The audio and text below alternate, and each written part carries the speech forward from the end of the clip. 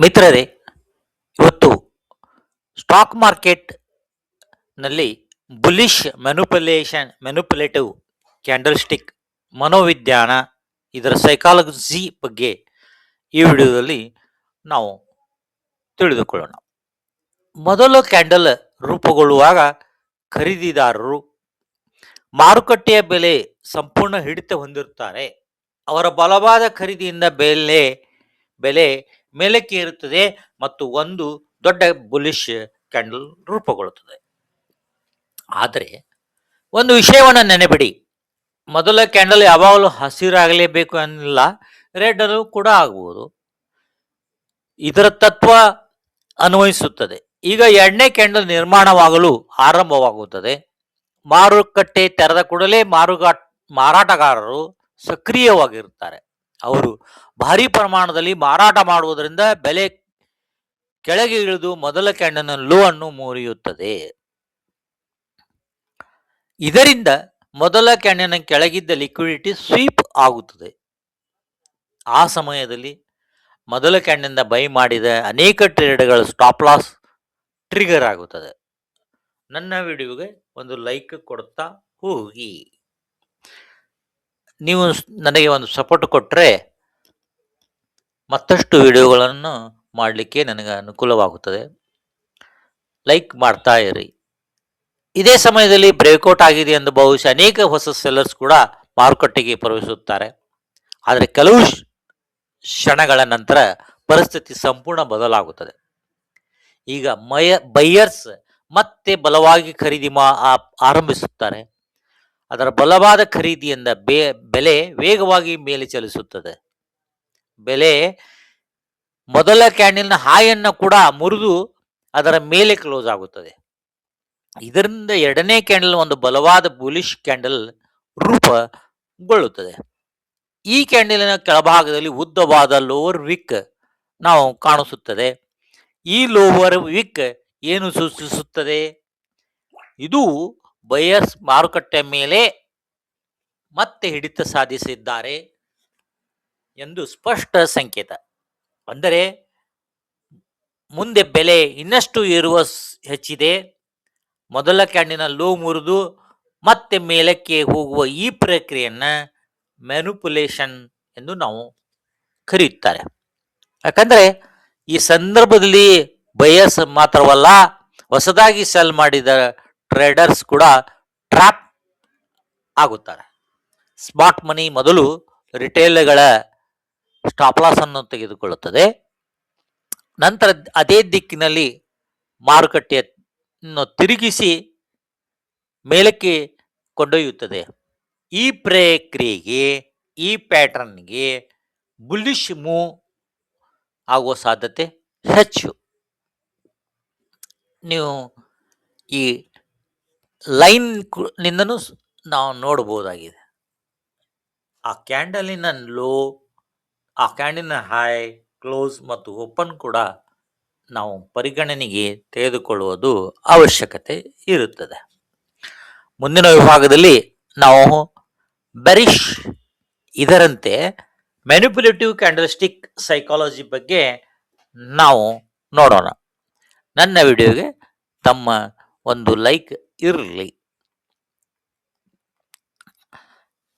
ಇದೇ ಪರಿಕಲ್ಪನೆಯನ್ನ ಬೆರಿಶ್ ಕಾಂಟೆಕ್ಸ್ಟ್ನಲ್ಲಿ ಅರ್ಥ ಮಾಡಿಕೊಳ್ಳಬೇಕಾದರೆ ನೋಡಿ, ಇಲ್ಲೇ ಚಾರ್ಟ್ನಲ್ಲಿ ಮೊದಲ ಕ್ಯಾಂಡಲ್ ಒಂದು ಬಲವಾದ ಬೆರಿಶ್ ಕ್ಯಾಂಡಲ್ ಆಗಿದೆ. ಇದು ಆ ಸಮಯದಲ್ಲಿ ಮಾರಾಟಗಾರರು ಸಂಪೂರ್ಣವಾಗಿ ಮಾರುಕಟ್ಟೆಯನ್ನು ನಿಯಂತ್ರಿಸುತ್ತಿದ್ದರು ಎಂಬುದನ್ನು ಸೂಚಿಸುತ್ತದೆ. ಅವರು ಭಾರೀ ಮಾರಾಟದಿಂದ ಬೆಲೆ ವೇಗವಾಗಿ ಕೆಳಕ್ಕೆ ಇಳಿದು ದೊಡ್ಡ ಬೆರಿಶ್ ಕ್ಯಾಂಡಲ್ ರೂಪುಗೊಳ್ಳುತ್ತದೆ. ಆದರೆ ಎರಡನೇ ಕ್ಯಾಂಡಲ್ನ ವರ್ತನೆ ಮೊದಲನೆಯಕ್ಕಿಂತ ಸಂಪೂರ್ಣ ವಿಭಿನ್ನವಾಗಿದೆ. ಎರಡನೇ ಕ್ಯಾಂಡಲ್ ಆರಂಭವಾದ ಕೂಡಲೇ ಮೊದಲಿಗೆ ಬೈಯರ್ಸ್ ಸಕ್ರಿಯರಾಗಿರುತ್ತಾರೆ. ಅವರು ಭಾರೀ ಪ್ರಮಾಣದಲ್ಲಿ ಖರೀದಿ ಮಾಡುವುದರಿಂದ ಬೆಲೆ ಮೇಲಕ್ಕೇರಿ ಮೊದಲ ಕ್ಯಾಂಡಲ್ನ ಹಾಯನ್ನು ಮುರಿಯುತ್ತದೆ. ಆ ಸಮಯದಲ್ಲಿ ಮೊದಲ ಕ್ಯಾಂಡಲ್ ಮೇಲಿದ್ದ ಲಿಕ್ವಿಡಿಟಿ ಸಂಪೂರ್ಣ ಸ್ವೀಪ್ ಆಗುತ್ತದೆ. ಮೊದಲ ಕ್ಯಾಂಡಲ್ ಹೈ ಮೇಲಿದ್ದ ಸ್ಟಾಪ್ ಲಾಸ್ ಟ್ರಿಗರ್ ಆಗುತ್ತದೆ. ಅದೇ ಸಮಯದಲ್ಲಿ ಬ್ರೇಕ್ಔಟ್ ಕೂಡ ಆಗಿದೆಯೇ ಎಂದು ಭಾವಿಸಿ ಅನೇಕ ಹೊಸ ಬಯರ್ಸ್ ಎಂಟ್ರಿ ಮಾರುಕಟ್ಟೆಗೆ ಬರುತ್ತದೆ. ಆದರೆ ಇದೇ ಸಂದರ್ಭದಲ್ಲಿ ನಿಜವಾದ ಆಟ ಆರಂಭ ಆಗುವುದು. ಸ್ಮಾರ್ಟ್ ಮನಿ ಮತ್ತು ದೊಡ್ಡ ಸೆಲ್ಲರ್ಸ್ ಭಾರಿ ಪ್ರಮಾಣದಲ್ಲಿ ಸೆಲ್ಲಿಂಗ್ ಮಾಡಿಬಿಡುತ್ತಾರೆ.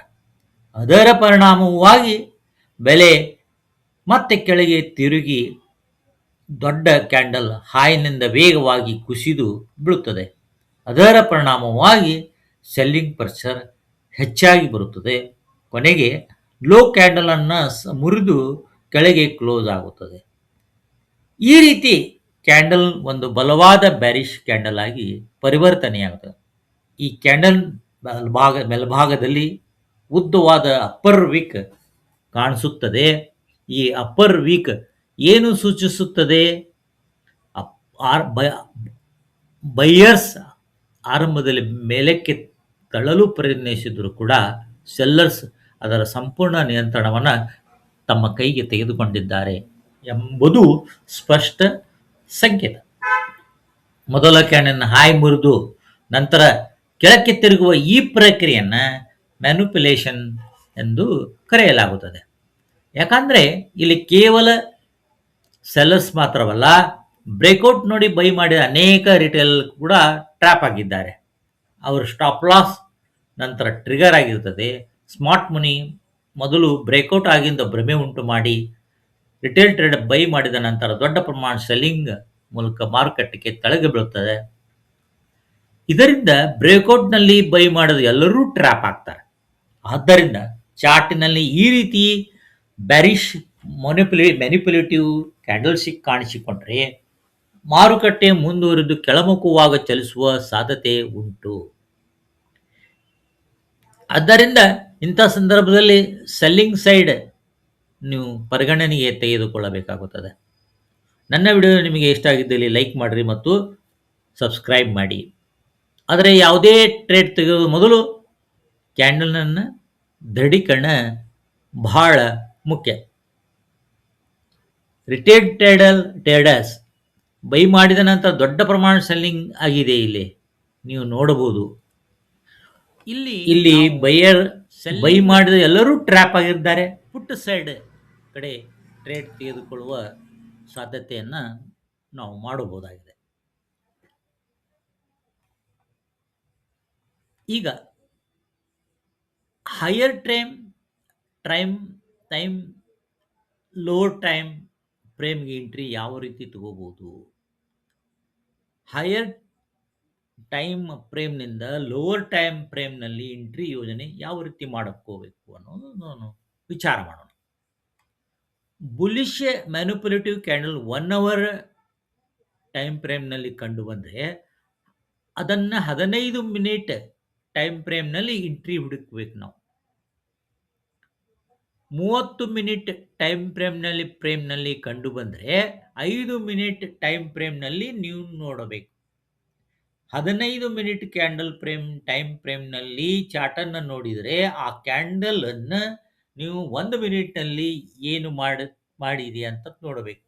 ಆಗ ಮಾತ್ರ ನೀವು ಯಾವ ಸಿಗ್ನಲ್ ಯಾವ ಟೈಮ್ ಫ್ರೇಮ್ನಲ್ಲಿ ಸಿಕ್ಕಿದೆಯೋ ಅದಕ್ಕಿಂತ ಕಡಿಮೆ ಟೈಮ್ ಫ್ರೇಮ್ನಲ್ಲಿ ಎಂಟ್ರಿ ತೆಗೆದುಕೊಳ್ಬೇಕು. ಮೊದಲ ಹಂತ, ನೀವು 30 ನಿಮಿಷ ಚಾರ್ಟ್ನಲ್ಲಿ ಬುಲಿಶ್ ಮ್ಯಾನಿಪ್ಯುಲೇಟಿವ್ ಕ್ಯಾಂಡಲ್ಸ್ಟಿಕ್ ನಿರ್ಮಾಣವಾಗಿದೆ ಎಂದು ಊಹಿಸೋಣ. ಅದರ ಕ್ಯಾಂಡಲ್ ಹೈ, ಅದರ ಕ್ಲೋಸ್, ಎರಡನೇ ಕ್ಯಾಂಡಲ್ದು ಹಾಯನ್ನು ಕ್ಲೋಸ್ ನೋಡಬೇಕು. ಈ 4 ಮಟ್ಟ ಇಂಪಾರ್ಟೆಂಟ್ ರೆಫರೆನ್ಸ್ ಲೆವೆಲ್ ಕೊಡ್ತಾವೆ ನಿಮಗೆ. ನೀವು ಅದೇ ಟೈಮಿಗೆ ಆ ಚಾರ್ಟನ್ನು ಲೋ ಟೈಮ್ಗೆ ತಿರುಗಿಸಬೇಕು. ಆವಾಗ ದೊಡ್ಡ ಕ್ಯಾಂಡಲ್ಗಳು ಸಣ್ಣ ಕ್ಯಾಂಡಲ್ ಆಗಿ ಮಾರ್ಪಟ್ಟನೆಗೊಂಡಿರ್ತವೆ. ಇದರಿಂದ ನಿಮಗೆ ಮಾರುಕಟ್ಟೆ ನಿಜವಾದ ಪ್ರೈಸ್ ಆಕ್ಷನ್ ಸ್ಪಷ್ಟವಾಗಿ ಗೋಚರಿಸುತ್ತದೆ.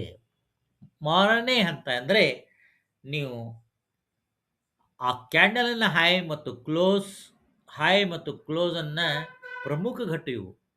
ನೀವು ಡಿಮಾಂಡ್ ಝೋನ್ ಆಗಲಿ, ಸಪೋರ್ಟ್ ಲೆವೆಲ್ ಆಗಲಿ, ಬುಲಿಶ್ ರಿವರ್ಸಲ್ ಕ್ಯಾಂಡಲ್ ನಿರ್ಮಾಣವಾದರೆ ನೀವು ಬೈ ಎಂಟ್ರಿ ತೆಗೆದುಕೊಳ್ಳಬಹುದು. ಸ್ಟಾಪ್ ಲಾಸ್ ಅನ್ನು ಡೈಮಂಡ್ ಜೋನ್ ಸಪೋರ್ಟ್ಗಿಂತ ಸ್ವಲ್ಪ ಕೆಳಗೆ ಇರಿಸಿ ಟಾರ್ಗೆಟನ್ನು 1:2 ಅಥವಾ 1:3, 1:1 ರಿಸ್ಕ್ ರಿವಾರ್ಡ್ ರೇಷಿಯೋ ಮೇಲೆ ನೀವು ಟ್ರೇಡ್ ತಗೋಬಹುದು. ನಾವು ಈ ರೀತಿಯಾಗಿ ಟ್ರೇಡ್ಗಳನ್ನು ತೊಗೊಳ್ಳಬೇಕಾಗುತ್ತದೆ. ಹತ್ತಿರದ ಸ್ವಿಂಗ್ ಹೈ ಅಥವಾ ಸ್ಟಾಪ್ ಲಾಸ್ಗಿಂತ ಕನಿಷ್ಠ 2 ಪಟ್ಟು ನೀವು 1:2 ರಿಸ್ಕ್ ಕಡಿಮೆ ಮಾಡಿ ರಿವಾರ್ಡ್ ಹೆಚ್ಚಿಸಿ ಟ್ರೇಡ್ಗಳನ್ನು ತೆಗೆದುಕೊಳ್ಳಬೇಕಾಗುತ್ತದೆ. ಈ ಮಟ್ಟಗಳು ಏಕೆ? Higher time frame candle open ಮತ್ತು ಹೈ ಲೋ ಕ್ಲೋಸ್ ಅನ್ನು ಮಾರುಕಟ್ಟೆ ಅತ್ಯಂತ ಪ್ರಮುಖ ಮಟ್ಟ ಇದು. ಪ್ರೈಸ್ ಅನೇಕ ಬಾರಿ ಈ ಮಟ್ಟಕ್ಕೆ ಬಂದು ಮತ್ತು ಪ್ರತಿಕ್ರಿಯೆ ಕೊಡುತ್ತದೆ. ಆದ್ದರಿಂದ support, demand zone, reversal zone ನಿರ್ಮಾಣವಾದರೆ ನಮ್ಗೆ ಏನು ಕನ್ಫ್ಲೂನ್ಸ್ ಜೋನ್ ಆಗುತ್ತದೆ. ಕನ್ಫ್ಲೂನ್ಸ್ ಜೋನ್ ಹೆಚ್ಚು ಇದ್ದಷ್ಟು ಟ್ರೇಡ್ ಹೆಚ್ಚಿಗೆ ಸಕ್ಸಸ್ ಆಗುವ ಚಾನ್ಸಸ್ ಭಾಳ. ನಮ್ಮ ಮೊದಲನೇ ಪಾಠ ಅಂತಂದರೆ ಹೈಯರ್ ಟೈಮ್ ಫ್ರೇಮ್ನಲ್ಲಿ ಮ್ಯಾನ್ಯುಪ್ಯುಲೇಟಿವ್ ಕ್ಯಾಂಡಲನ್ನು ಗುರುತಿಸಿರಿ. ನಂತರ ಹೈ ಮತ್ತು ಕ್ಲೋಸ್ ಮಟ್ಟವನ್ನು ಗುರುತಿಸಿರಿ. ಲೋವರ್ ಟೈಮ್ನಲ್ಲಿ ಡಿಮಾಂಡ್ ಜೋನ್ ರಿವರ್ಸಲ್ ಸಿಗ್ನಲ್ ಕಾಯಿರಿ. ಕನ್ಫರ್ಮೇಷನ್ ಸಿಕ್ಕ ನಂತರ ಬೈ ಎಂಟ್ರಿ ತೆಗೆದುಕೊಳ್ಳ್ರಿ. ಸ್ಟಾಪ್ ಲಾಸ್ ಅನ್ನು ಸುರಕ್ಷಿತವಾಗಿ ಕನಿಷ್ಠ 1:2 ರಿಸ್ಕ್ ರಿವಾರ್ಡ್ ಅನ್ನು ಅನುಸರಿಸಿರಿ. ಈ ವಿಧಾನವನ್ನು ಶಿಸ್ತಿನಿಂದ ಅನಗತ್ಯ ಟ್ರೇಡ್ ತಪ್ಪಿಸಿ ಉತ್ತಮ ಗುಣಮಟ್ಟದ ಟ್ರೇಡ್ಗಳನ್ನು ನಾವು ಮಾಡ್ಕೋಬೇಕಾಗ್ತದೆ. ಹಾಗೆ ಬುಲಿಶ್ ಮ್ಯಾನಿಪ್ಯುಲೇಟಿವ್ ಕ್ಯಾಂಡಲ್ಸ್ಟಿಕ್ ಪ್ಯಾಟರ್ನ್ಗಳನ್ನು ಈಗಾಗಲೇ ಹೇಳಿದಂತೆ ನಾವು ಆ ಕ್ಯಾಂಡಲನ್ನು ಹೈ, ಕ್ಲೋಸ್ ಮತ್ತು ಎರಡನ್ನು first candle, second candle observe ಮಾಡಿ ಲೋವರ್ ಟೈಮನ್ನು ನಲ್ಲಿ ನಾವು ಟ್ರೇಡ್ಗಳನ್ನು ತೆಗೆದುಕೊಳ್ಳಬೇಕಾಗಿದೆ. ಆದರೆ ಹೈಯರ್ ಟೈಮ್ನಲ್ಲಿ ಏನು ಮಾಡಿದಾನೆ ಪರೀಕ್ಷಿಸಿ ಆ 1 ನಿಮಿಷದಲ್ಲಿ ಚಾರ್ಟ್ನೊಂದಿಗೆ ಆ ಪ್ರಾಕ್ಷನ್ ನೋಡಿಕೊಂಡು ನಾವು ಬೆಲೆಯನ್ನು ನಿರ್ಧರಿಸಬೇಕಾಗುತ್ತದೆ. ಲೋ ಬ್ರೇಕ್ ಮಾಡಿ ಲಿಕ್ವಿಡಿಟಿ ಸ್ವೀಪ್ ಮಾಡುತ್ತವೆ. ಆ ನಂತರ ಭಾರಿ ಪುನಃ ಖರೀದಿ ಆರಂಭ ಮಾಡುತ್ತಾರೆ. ಬೆಲೆ ವೇಗವಾಗಿ ಬುಲಿಶ್ ಕ್ಲೋಸಿಂಗ್ ನೀಡುತ್ತದೆ. ಆಗ ಬಯರ್ಸ್ ಸಂಪೂರ್ಣ ನಿಯಂತ್ರಣ ಪಡೆದಿದ್ದಾರೆ ಎಂದು ದೃಢೀಕರಣ ಮಾಡುತ್ತಾರೆ. ಎಂಟ್ರಿ ಯಾವಾಗ? ಕ್ಯಾಂಡಲ್ ರೂಪುಗೊಳ್ಳಲು ಕಾಯಿರಿ.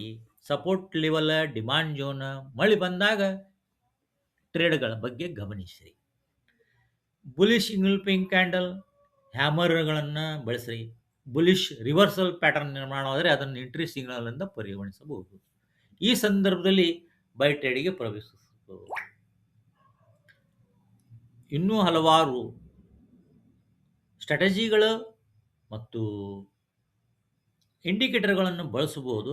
ಆದರೆ ಈ ವಿಡಿಯೋನಲ್ಲಿ ಅದನ್ನ ಬಗ್ಗೆ ಚರ್ಚೆ ಬೇಡ. ಸ್ಟಾಪ್ ಲಾಸ್ ಅನ್ನು ಡಿಮಾಂಡ್ ಜೋನ್, ಸಪೋರ್ಟ್ ಲೆವೆಲ್ಗಿಂತ ಸ್ವಲ್ಪ ಕೆಳಗೆ ಇರಿಸಬೇಕು. ಇದರಿಂದ ಮಾರ್ಕೆಟ್ ಸಣ್ಣ ಪುಲ್ ಬ್ಯಾಕ್ ಮಾಡಿದರೂ ಅನಗತ್ಯ ಸ್ಟಾಪ್ ಲಾಸ್ ಟ್ರಿಗರ್ ಆಗುವುದಿಲ್ಲ. ಟಾರ್ಗೆಟ್ ಹೇಗೆ ನಿಗದಿಪಡಿಸಬೇಕು? ಹತ್ತಿರದ ಸ್ವಿಂಗ್ ಹೈ ನಿಮ್ಮ ರಿಸ್ಕಿಗಿಂತ ಕನಿಷ್ಠ 2 ಪಟ್ಟು ಇರಬೇಕು. ಈ ವಿಧಾನದಲ್ಲಿ ನೀವು ದೀರ್ಘಾವಧಿಯಲ್ಲಿ ಉತ್ತಮ ಫಲಿತಾಂಶ ನೀಡುವ ಸಾಧ್ಯತೆ ಹೆಚ್ಚಿಗೆ ಇರ್ತದೆ. ಈ ಸೆಟಪ್ನಲ್ಲಿ ನಿಮಗೆ ಯಾಕೆ ಪರಿಣಾಮಕಾರಿ ಅಂದರೆ ಎಂಟ್ರಿ ಕೇವಲ ಕ್ಯಾಂಡಲ್ಸ್ಟಿಕ್ ನೋಡಿ ತೆಗೆದುಕೊಳ್ಳುವುದಿಲ್ಲ. ಹೈಯರ್ ಟೈಮ್ ಫ್ರೇಮ್ ಬೇಕು, liquidity sweep, strong buying pressure, demand zone, bullish reversal confirmation ಈ ಎಲ್ಲವೂ ಒಂದು ಸ್ಥಳದಲ್ಲಿ ಕಂಡು ಬಂದಾಗ ಅದನ್ನು ಹೈ ಪ್ರೊಬಬಿಲಿಟಿ ಟ್ರೇಡ್ ಸೆಟಪ್ ಎಂದು ನಾವು ಕರಿತೇವೆ. ಸರಿಯಾದ ಶಿಸ್ತು ಮತ್ತು ರಿಸ್ಕ್ ಮ್ಯಾನೇಜ್ಮೆಂಟು, ಕನ್ಫರ್ಮೇಷನ್ನು ಇದನ್ನು ವಿಧಾನವನ್ನು ಅರಿಸಿಕೊಂಡು ಟ್ರೇಡ್ಗಳನ್ನು ನಾವು ಹೆಚ್ಚಿಗೆ ನಿರ್ಧಾರದಿಂದ ತೆಗೆದುಕೊಳ್ಳಬೇಕಾಗುತ್ತದೆ. ಲೈವ್ ಮಾರ್ಕೆಟ್ನಲ್ಲಿ ಪ್ಯಾಟರ್ನ್ಗಳನ್ನು ಹಲವಾರು ಬಾರಿ ಗಮನಿಸಿ ಎಂಟ್ರಿ ಪಾಯಿಂಟ್ಗಳನ್ನು ಗುರುತಿಸುವುದು ಅವಶ್ಯ. ನನ್ನ ವಿಡಿಯೋ ನಿಮಗೆ ಇಷ್ಟ ಆಗಿದ್ದಲ್ಲಿ ಲೈಕ್ ಮಾಡಿರಿ, ಶೇರ್ ಮಾಡಿರಿ ಮತ್ತು ಸಬ್ಸ್ಕ್ರೈಬ್ ಮಾಡಿ. Thank you for watching my video.